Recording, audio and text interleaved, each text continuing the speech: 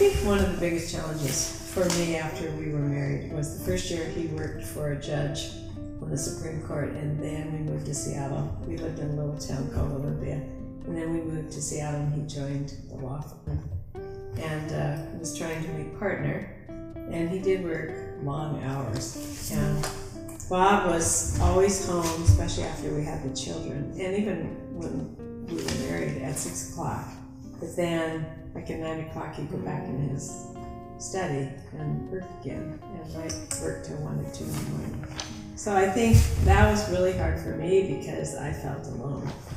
And we would talk about this because he had a lot of work to do, and he didn't work on weekends, he took his vacations, but I think he was more tired than he really needed to be. It just takes a lot out of you to work like that. Mm-hmm. And he did go to the top of his law firm, and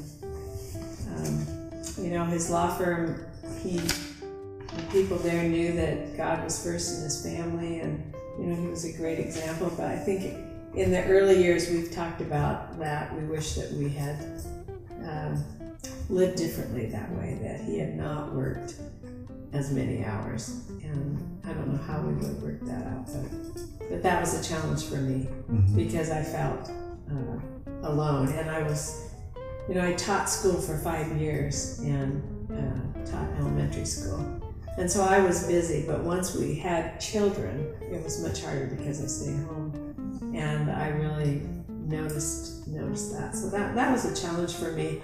I think now, going through that, I would probably respond differently. I think, it's this whole idea too of love and respect.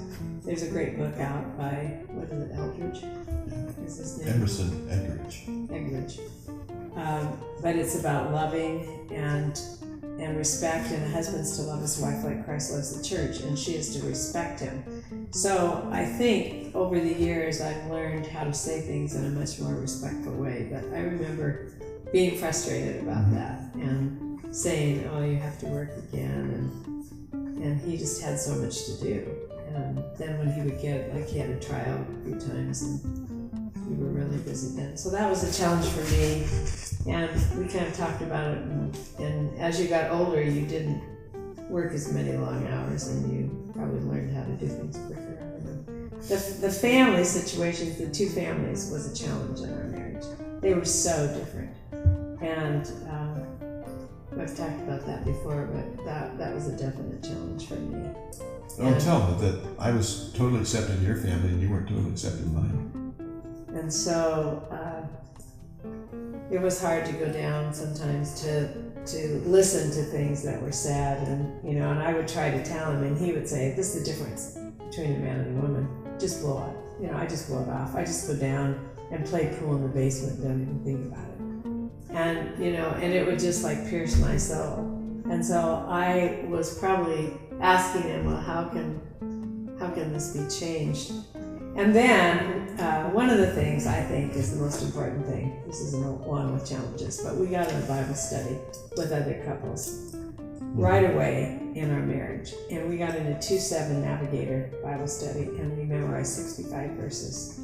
And it was over that time when I really got in the Word that God began to help me realize that He had picked out my in-laws, and they were really great people in so many ways. I think Bob was the favorite in his family, and I think they kind of felt like I had taken him away. There's really something with a son. They say a son's a son till he takes a wife. A daughter's a daughter all her life.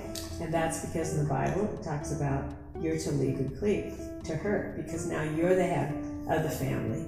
And Bob was to leave. And I think sometimes that's really hard on mothers, because there's a little love relationship between a mother and a son.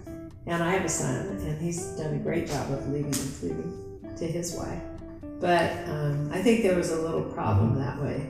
And my family had been so gracious and loved Bob so much that it was a challenge. But I think, that was a process that God was teaching me to die to myself and to start seeing what I could do to love her. And He showed me some great things to do and really improved the relationship. And, I was probably super sensitive being young too.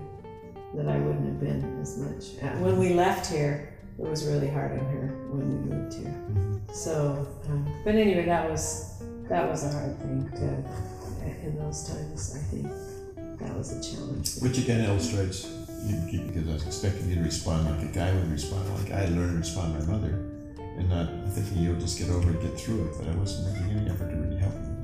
Well, we just studied the book of James and precepts, and it talks about count all joy, my brothers, when you encounter various trials. And trials means any kind of problems that are taking away your peace, because those trials are going to produce endurance in you and complete, so you lack nothing. So he's going to have different trials for the two of you to go through that are going to mold you. But it says when you're in that trial, you should ask for wisdom, and he'll give it to you liberally. But don't doubt, because the man who doubts, you shouldn't expect to receive anything from the Lord. So it really goes back again to making the Word your foundation, going back and saying, okay, we seem to have a little problem here. What is your wisdom, Lord? What are we going to do about this? And what do I need to do, and how do I need to change? And if you're not in the Word every day, and you're not really in a Bible study with other people that can pray for you, it's very easy then just to think, well, all about yourself and how they're responding, and it's not fair, and I'm being really this way and they're being that way. And I think it really helped though once we got in a Bible study. It changed. I mean, that's why I love the Word so much, because it just has molded me to accept circumstances, to let God use those circumstances. You have to remember there's not one circumstance that He isn't over, and there's not one trial that He hasn't brought into your life. It isn't just something that happened.